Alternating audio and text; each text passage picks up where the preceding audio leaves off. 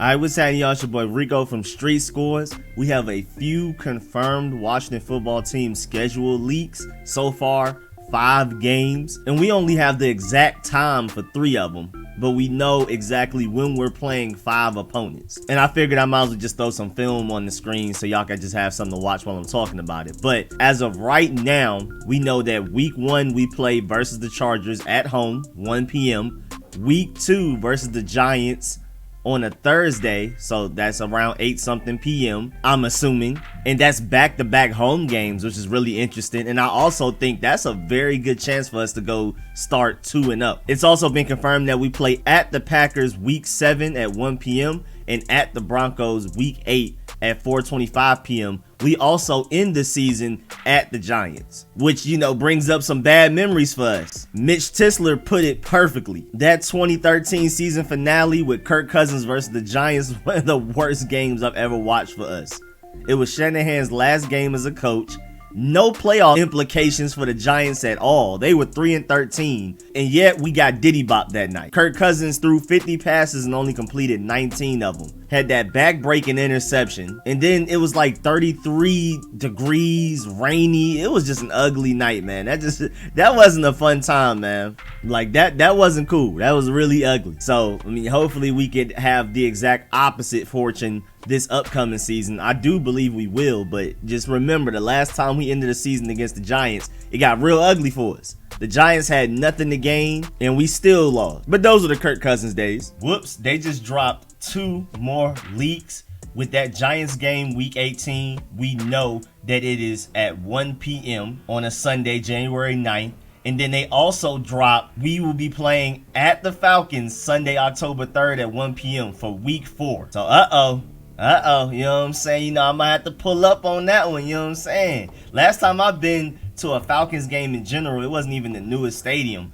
I went to a Packers-Falcons game, and I booed everything and everybody. It didn't matter if the Packers got a first down, loud boos. If the Falcons got a first down, loud boos. So it would be nice to finally go to a Falcons game where my team is playing so I can actually cheer. So I'll see. I know a lot of people are going to be hitting me up, trying to see if we can all link up or something like that. We might be able to make something work. We'll see. I'm going to see if I can put something together. But, man, that's going to be pretty fun to have everybody down here. Might really going to have to pull up on that game, see what they talking about over there with them Falcons. See Jamin Davis lock up Kyle Pitts again. You know what I'm saying? You did. Oh, wait a minute. Another confirmed leak. December 5th, week 13. That's when we'll play at Las Vegas for the Raiders. And I know that's going to be a hot... I mean, anytime anybody's playing at Las Vegas, that's going to be a really interesting week for that team, especially the media and all of that. So that's going to be a really fun time to like listen to all the podcasts and stuff, because I'm pretty sure everybody's going to try to meet up out in Vegas. I mean, like I've told y'all, I've halfway grew up in Vegas, so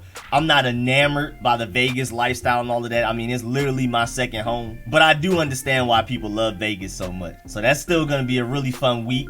Again, I don't necessarily get it because halfway grew up there, but I understand. I feel it, gambling and all of that. But man, these schedule leaks are coming out rapid fire. I don't know. I feel like by the time I'm done editing this video, there's going to be a few more and I'm going to look crazy, but we'll see. I want to just go ahead and get this out there. But very interesting, we open up as 1.5 favorites against the Chargers for that week 1 matchup. That's really interesting. I'm actually a little surprised that people actually rock with us that much. I mean, we know that we're a really good football team, but you know, I'm surprised just the national media and the bettors actually agree that we are better than the Chargers, or at least should be. So that's really interesting.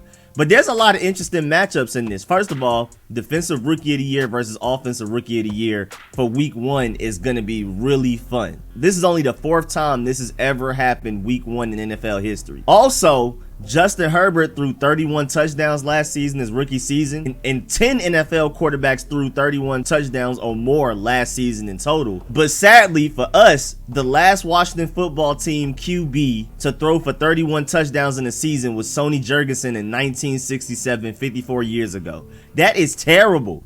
That is terrible. That's why we haven't been winning. We haven't had franchise quarterbacks, but it's cool though. We're working on that. But the real matchup is in the trenches, honestly. Rashawn Slater and Corey Linsley versus Chase Young, Montez Sweat, Daron Payne, Jonathan Allen, Matt Ioannidis. Oh man, this is going to be fun. I think the trenches is going to be the most fun part to watch that game. Granted, defensive line is my favorite part of football, so I may be pretty biased there, but I do think that matchup with specifically Chase Young versus Rashawn Slater. If you remember while Chase Young was at Ohio State and Rashawn Slater was at Northwestern, Chase Young had one of his worst games ever against Rashawn Slater. And you already know Chargers fans are on Twitter talking all of their trash. That's why Chase Young posted the emoji with the shades smiling and all of that.